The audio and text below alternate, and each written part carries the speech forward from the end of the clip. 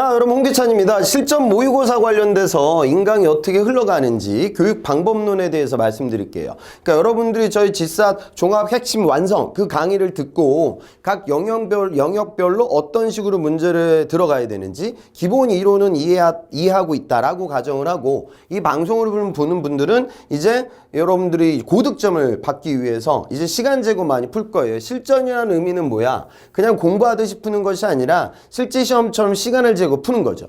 제 오프라인 수강생들은 그 실제 그 시간에 맞춰서 9시에 모여가지고 10시부터 이제 시간 모의고사를 푼대요. 어떻게 푸냐면 캐논 변주곡도 틀어놔. 그러니까 실전 느낌, 그 루틴을 그대로 가져가기 위해서 그렇게까지 열심히 하는 친구들도 있거든요. 그러니까 근본 강의는 모의고사를 시간 재고 여러분들이 풀어보고 그 다음에 이 강의를 듣는 방법이 좋을 거예요. 그래서 기본 이론에 대한 얘기도 저희 선생님들이 영역별로 설명이 이루어질 거고요. 그 다음에 제일 중요한 건 시간과의 싸움이니까 짧은 시간 동안 문제를 빠르게 풀 수 있는 그 방법론에 대해서 말씀을 드릴 예정입니다. 그래서 아마 이 인강 듣는 분들은 종합 강의 듣고 요 강의 듣는 분들도 계실 거고, 안 그러면은 또 이미 준비가 좀 어느 정도 되어 있기에 더 많은 문제를 풀기 위해서 저희 위포트 봉투 모의고사를 여러분도 풀어보고 그 다음에 이 강의를 듣는 분들도 계실 것 같습니다. 그래서 기본적인 뭐 지스앗 개념을 간단히는 좀 짚어볼게요.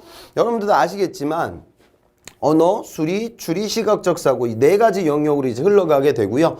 시간 제거 푸는 부분에 있어서 통상적으로 시각적 사고는 지금 난이도가 높지는 않았어요. 19년 하반기 때 보통 합격자들이 시각적 사고 거의 다 풀고 거의 다 100점 맞고 합격을 했단 말이지. 근데 지금 20년 상반기를 본다고 하면 어떨까요? 그러니까 그건 여러분들 생각하셔야 될 것 같아요. 출제자들도 커트를 이제 알고 있을 거 아니야, 내부적으로. 그러면 지금 붙는 친구들이 이게 100점이야? 그럼 더 이상 쉬워질 수는 없단 말이죠. 그러니까 지금 우선은 제가 19년 하반기 합격 커트 관련돼서 그리고 공부했던 친구들이 노력했던 그런 내용들을 살펴보고 20년 상반기가 어떻게 흘러가야 되는지 같이 느끼는 시간이 됐으면 좋겠어요.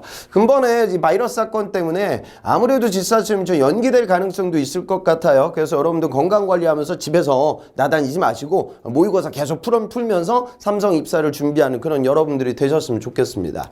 자, 그러면 제가 실제로 대학생들 그 지스앗을 뚫고 삼성 면접장까지 올라간 친구들을 대상으로 해서 설문조사를 해봤어요. 너희들이 이제 연광의 합격자들인데 영역별로 몇 개를 못 풀었냐 기억하고 있는 걸 이제 조사를 해봤는데, 물론 정확하게 기억을 못하는 친구들도 있겠지만 여기 눈여겨볼 수 있는 그래프가 이 그래프가 되겠죠. 그러니까 시각적 사고는 합격자들은 어떻게 돼? 거의 다 푸는 거예요. 거의 다 풀고 그 다음에 못 풀었던 개수들을 봤을 때 언어, 수리, 추리. 그러니까 지금 보면은 이번에 저 추리도 난이도가 높지는 않았단 말이죠. 그죠? 그래서 못 풀었던 친구들이 0개, 뭐 1개, 2개, 3개. 한 이 정도 수준인 것 같아요. 3개 정도 못 푸는 수준. 그 다음에 추리 같은 경우에는 제법 이거보다는 좀 어려웠어. 그래서 여기 있는 그래프를 봤을 때 의미 있는 포인트가 한 5개 정도. 그 다음에 언어 같은 경우에는 요 정도로 잡아서 한 4개 정도. 그러니까 4개, 5개, 그 다음에 여기 나와 있는 3개,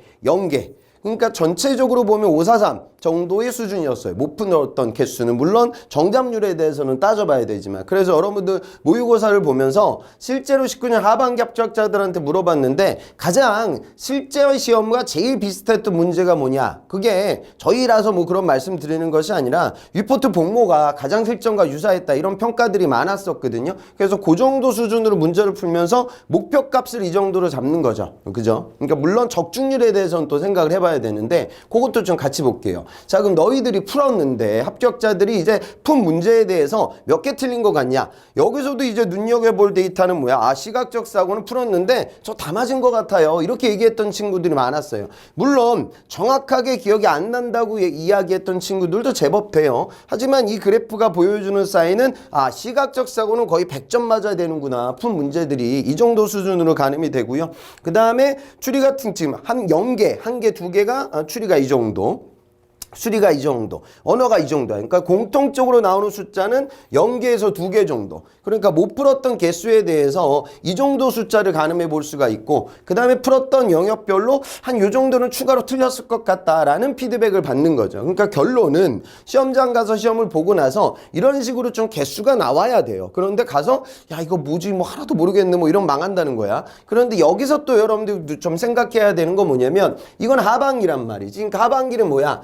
인턴이 없어. 그런데 20년 상반기는 학예 인턴을 뽑는다고요. 제가 예전에 상반기 데이터를 분석해 보면 실제 정규의 커트와 학예 인턴의 커트는 상당한 차이가 있습니다. 제가 보기엔 대략 한 10개 정도까지 차이가 나거든. 못 풀었던 개수가. 그 이유는 뭐냐면 19년 하반기에 이 시험장에서 푼 이 친구들 중에 상당수가 또 올드루키였어. 이미 지사 시험은 여러 번 떨어지고 아니면 또 붙었고 그런 경험을 갖고 있던 친구들이 많았기 때문에 커트가 이 정도 수준이다. 그래서 여러분들 중에 지금 4학년 1학기 올라갔던 친구들이 이걸 보면서 급 좌절을 하지 마세요.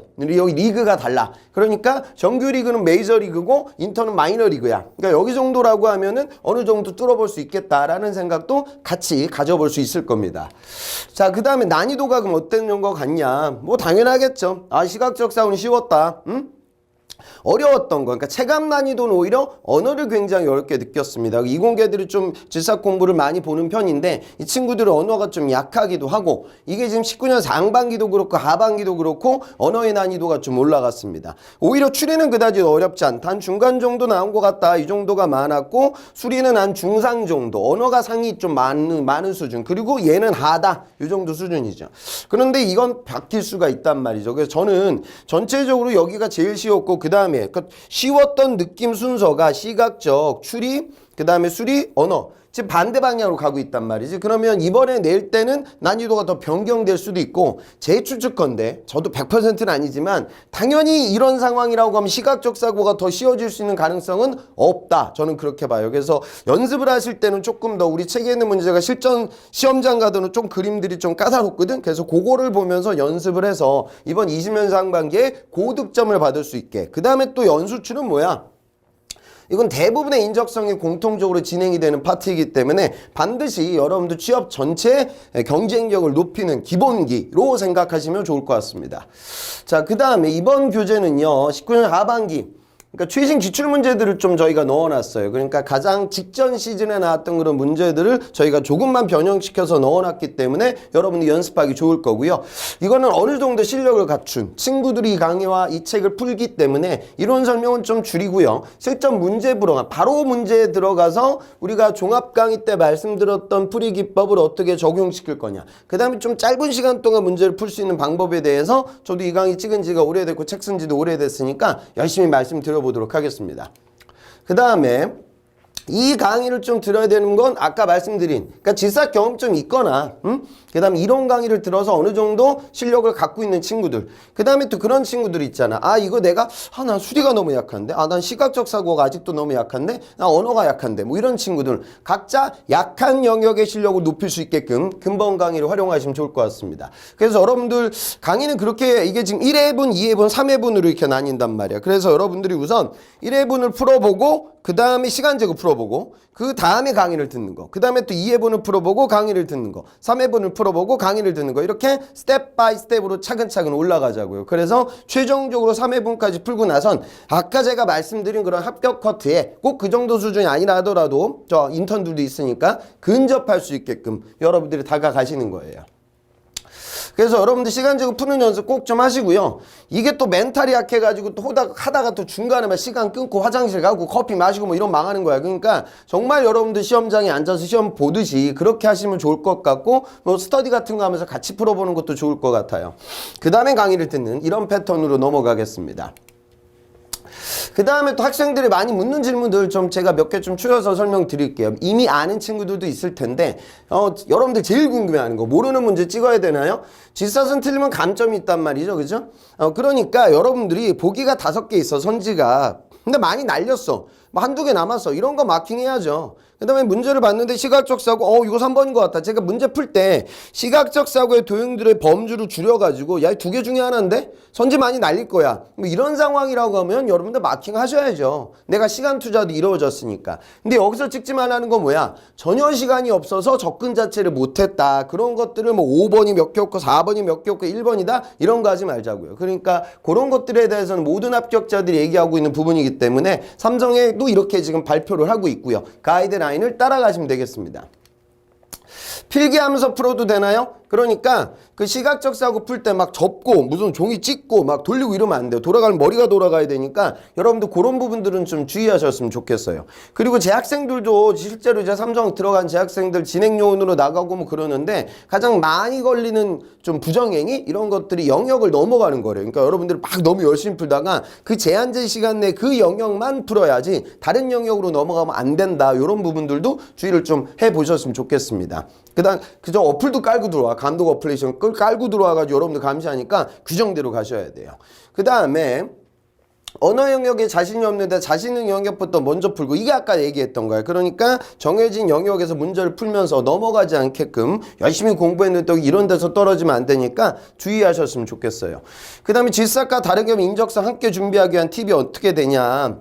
그러니까 지금 보면 시각적 사고도 뭐 몇몇 기업들은 또 나온단 말이야. 뭐 포스코나 저기 현대계열이나 뭐 이런데 반도체 쪽 장비 기업 중에서도 적성 시험 보는 데도 있고. 그래서 전체적으로 다른 기업은 우리가 서류 합격을 장담할 수 없잖아요. 또 이번에 코로나 사건도 있었기 때문에 몇몇 중견 기업들은 그러면 안 되길 빌지만 채용 공고가 안 뜰지도 몰라. 하지만 이런 큰 삼성은 안 뜰 수가 없잖아. 무조건 뜬다고. 그러니까 요걸로 좀 차근차근 대비를 하고 다른 영역에서 내가 다른 기업에서 서류가 합격이 되면 또 그 다음 기업에 맞는 여기 G사에 빠져있는 영역. 근데 G사는 뭐야? 출제 범주가 어떤 기업보다도 넓잖아. 그래서 기본기를 다지고 플러스 알파 되는 건 그 기업 서류 합격하게 되면 부가적으로 학습 진행하고 그 다음에 시험장에 가고 그렇게 흘러가시는 게 좋겠죠? 자, 교재가 실제 기출 난이도보다 어렵다고 하던데, 그러니까 보면은 실제로 지금 우리 교재가 가장 비슷하다. 학생들의 피드백은 그러했는데 제가 보기에도 실제 문제보다는 난이도는 좀 더 높아요. 근데 여러분 문제 우리가 공부라는 게 그렇잖아요. 쉬운 걸로 공부했다가 시험장 가서 어려운 문제를 맞이하는 것보단 내가 어려운 걸로 공부를 하고 시험장에 가서 좀 편안한 마음으로 접근하는 게 고득점에 다가가는 첩경이기에 저희 체계시로는 문제 수준 정도는 맞출 수 있게끔 여러분들 차근차근 준비하셨으면 좋겠어요. 물론 제가 이 강의 찍다 보니까 조금 어려운 문제가 있긴 해. 근데 그런 것들도 한번 도전하는 마음으로 연습을 차근차근 진행해 보시면 어떨까 싶어요. 그러니까 저도 이제 강의할 때 책에 있는 풀이기법으로 해설이 있는 풀이기법으로도 풀겠지만 좀 쉽게 풀 수 있는 방법도 같이 말씀드릴 거니까 그런 것들 좀 가져가서 짧은 시간 동안 고득점을 받을 수 있게 준비들 해 보셨으면 좋겠습니다.